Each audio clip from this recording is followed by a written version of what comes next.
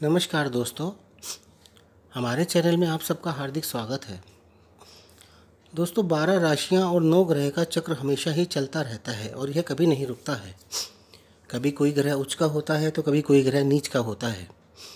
कभी कोई मित्र राशि में होता है तो कभी कोई शत्रु राशि में होता है। कभी कोई ग्रह का नीच भंग राजयोग भी बन रहा होता है।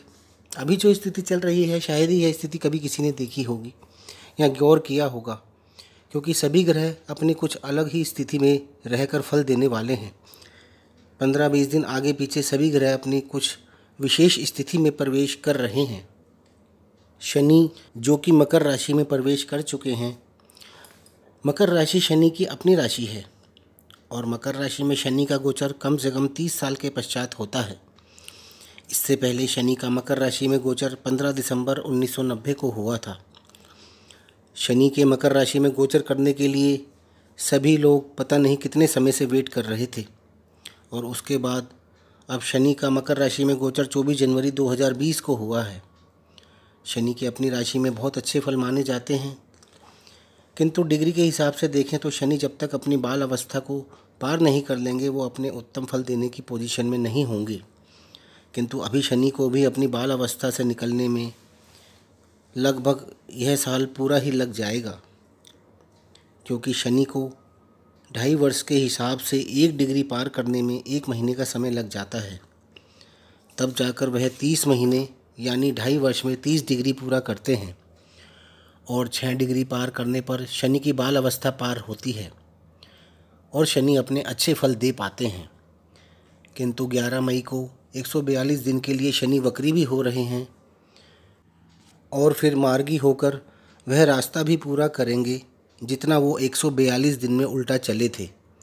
तो इस प्रकार यह पूरा वर्ष शनि अपने बहुत अच्छे परिणाम देने की स्थिति में नहीं हो पाएंगे। इसी कारण शनि का प्रभाव आकाश मंडल में कम होने के कारण राहु ने अपना जोर पकड़ लिया है और पूरे विश्व में तांडव मचा रखा है। राहु भी अपनी उच्च राशि मिथुन में गोचर कर रहे हैं। राहु का मिथुन राशि में गोचर 18 वर्ष के बाद होता है। इससे पहले राहु का मिथुन राशि में गोचर 30 जुलाई सन 2000 में हुआ था। उसके बाद राहु का गोचर अब मिथुन राशि में 7 मार्च सन 2019 को हुआ है। राहु को एक राशि में करीब 18 महीने का समय लगता है। उस हिसाब से राहु करीब 18 दिन में 1 डिग्री चलते हैं और राहु हमेशा उल्टे ही चलते हैं, राशियों में भी और डिग्री के हिसाब से भी। जैसे सब ग्रह 0 से 6 डिग्री तक बाल अवस्था में होते हैं और 24 से 30 डिग्री तक मृत अवस्था में होते हैं, जिसमें इनके प्रभाव कम होने आरंभ हो जाते हैं। जबकि राहु व केतु 30 डिग्री से 24 डिग्री तक बाल अवस्था में होते हैं और 6 डिग्री से 0 डिग्री तक मृत अवस्था में होते हैं। अभी राहु 8 व 9 डिग्री के बीच में चल रहे हैं, यानी अभी राहु को मृत अवस्था तक पहुंचने में 35-40 दिन का समय और लग सकता है, जिस समय में राहु के प्रभाव होने थोड़े कम हो जाएंगे। इस समय राहु की प्रदीप्त अवस्था चल रही है, जिससे कि ग्रह अपने 100% फल देता है और उच्च क्षेत्रीय होने के कारण यह अपनी जागृत अवस्था में भी है, जिससे ग्रह के प्रभाव से कार्य सिद्ध ही होता है। वृष राशि वाले जातकों की कुंडली में राहु का गोचर उनके धन भाव में हो रहा है, जो कि वाणी व परिवार का भाव भी है। राहु जहाँ भी होते हैं वह अपना हक छीन कर लेते हैं, इसलिए हालात नाजुक होने के बावजूद आपके पास धन भी आएगा और आप दूसरों की मदद भी कर पाएंगे। आपकी वाणी राहु के प्रभाव से थोड़ी कठोर हो सकती है। अष्टम भाव में केतु का होना और राहु की दृष्टि होने से आपको अचानक से कहीं से धन की प्राप्ति भी हो सकती है। थोड़ा अपने स्वास्थ्य के प्रति सचेत अवश्य रहें। राहु की तरह केतु भी अपनी उच्च राशि धनु में गोचर कर रहे हैं। केतु का गोचर भी धनु राशि में 18 वर्ष के बाद होता है। केतु का गोचर 7 मार्च 2019 को धनु राशि में हुआ था और उससे पहले 30 जुलाई सन 2000 में हुआ था। केतु राहु के सामने ठीक 180 डिग्री पर रहता है और यह भी हमेशा वक्री ही रहता है और राहु की तरह उल्टे ही चलते हैं। केतु भी इस समय 8 से 9 डिग्री के बीच में है। 23 सितंबर 2020 को ही केतु का गोचर धनु राशि से वृश्चिक राशि में होगा और उससे पहले केतु का गोचर धनु राशि में 30 जुलाई सन 2000 में हुआ था।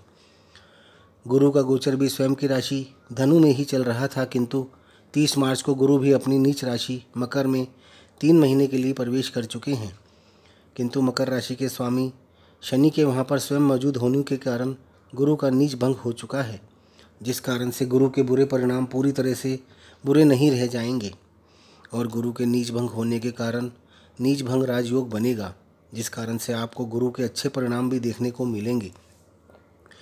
गुरु सबसे ज़्यादा शुभ ग्रह माने जाते हैं। हमारे जीवन में सारे शुभ कार्य हम गुरु से ही देखते हैं। यदि गुरु ही नीच के हो जाएंगे तो शुभ कार्य क्या रह जाएगा। किंतु गुरु यहाँ पर हमें नीच के प्रभाव न देकर शुभ प्रभाव भी देंगे, अर्थात परिस्थितियाँ खराब आएंगी, किंतु गुरु साथ साथ उन परिस्थितियों से निकलने का मार्ग भी देंगे और सुधारने का पूरा समय व सहयोग भी उपलब्ध करवाएंगे। वृष राशि वालों की कुंडली में गुरु भाग्य भाव के स्वामी हैं और आपको आपके भाग्य का साथ व पिता का साथ भी मिलेगा। आपकी उच्च शिक्षा भी होगी, किंतु शुरुआत में कुछ परेशानियां आ सकती हैं, किंतु बाद में सब कुछ अच्छे से हो जाएगा, क्योंकि गुरु अपने नीच राशि में जाने का फल भी देंगे और नीच भंग के होने के शुभ परिणाम भी देंगे। साथ ही शनि की युति भी चल रही है, इसलिए गुरु के प्रभाव थोड़ा रुक रुक कर मिल रहे हैं।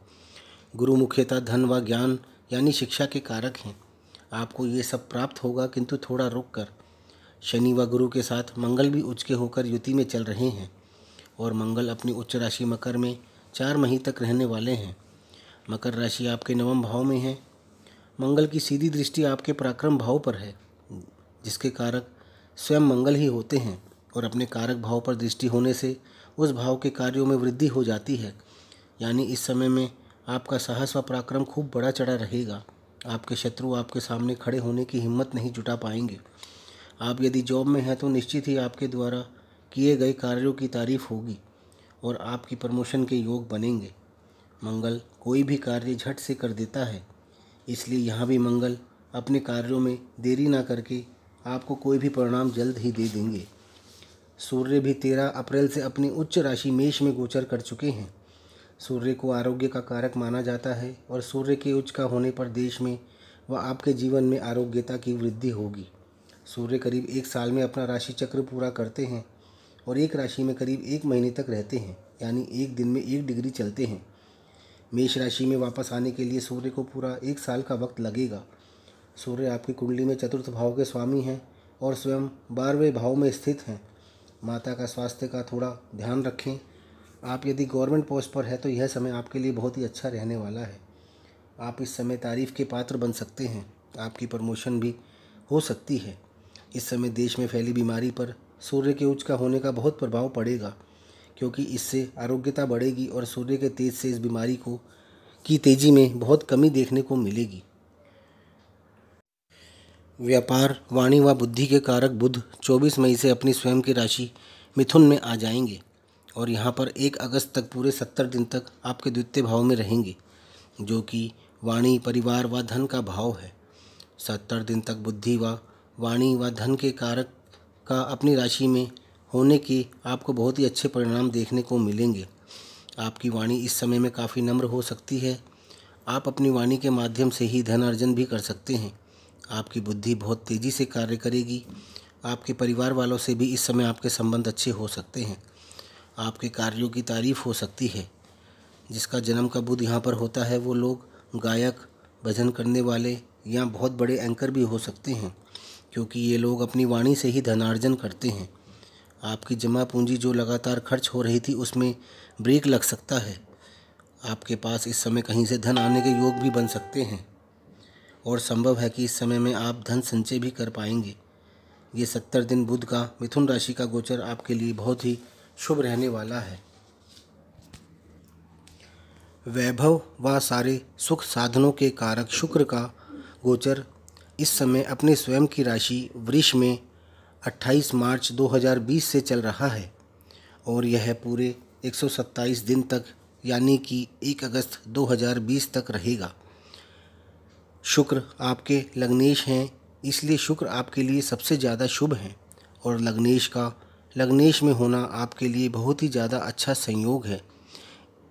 इससे भाव बली होता है। जब कोई ग्रह अपने राशि वाले भाव में आ जाता है तो उस भाव को बहुत बली कर देता है। आपका स्वास्थ्य इस समय बहुत अच्छा रहेगा। आपका शरीर तंदुरुस्त रहेगा। आप निरोगी रहेंगे तथा आपको हर सुख सुविधा प्राप्त होगी। आपका आत्मविश्वास बहुत बड़ा चढ़ा रहेगा। आपके अंदर सही समय पर सही निर्णय लेने की क्षमता होगी। आप इस समय में काफ़ी बुद्धिमान व समझदार होंगे। शुक्र के पास छठे भाव का भी स्वामित्व है। इस कारण इस समय आपके अंदर कैसे भी करके आगे बढ़ने की इच्छा प्रबल हो सकती है। शुक्र के गोचर के ये 127 दिन आपके लिए बहुत शुभ रहने वाले हैं। चंद्रमा का गोचर 2.25 दिन में होता है। इस हिसाब से हर महीने 4 बार गज केसरी योग बनता है। और चंद्रमा जब वृष राशि में गोचर करते हैं तो चंद्रमा उच्च के भी होते हैं और धन भाव में गोचर में धन योग भी बनता है। तो चंद्रमा तो हर महीने आपके लिए शुभ दिन लेकर आते ही रहते हैं। इस प्रकार से वृष राशि वालों के लिए यह समय बहुत अच्छा जाने वाला है। सारे ग्रह अपने अपना अच्छा फल वृषभ लग्न वालों को प्रदान करेंगे। भले ही अभी संसार में महामारी के कारण स्थिति बहुत खराब चल रही है, किंतु इन ग्रहों के प्रभाव से आपको इस बीमारी से बचने के रास्ते तथा यह कष्ट का समय आसानी से झेलने की शक्ति मिलती है। और इस अच्छे ग्रहों के प्रभाव से ही आपको इस बीमारी से भगवान बचा के भी रख पाएंगे और बुरा वक्त काटने के लिए आपको सभी शुभ ग्रहों का प्रभाव दिखाई भी देने लगेगा, क्योंकि बुरा वक्त कभी हमेशा के लिए नहीं आता। इसलिए भगवान का स्मरण करते हुए इस समय को शांति से व्यतीत करें। तो दोस्तों, आपको मेरा ये वीडियो कैसा लगा? यदि आपको मेरा ये वीडियो पसंद आया हो तो इसे लाइक अवश्य करें। साथ ही हमारे चैनल वर्धमान एस्ट्रोलॉजी को सब्सक्राइब भी करें। धन्यवाद।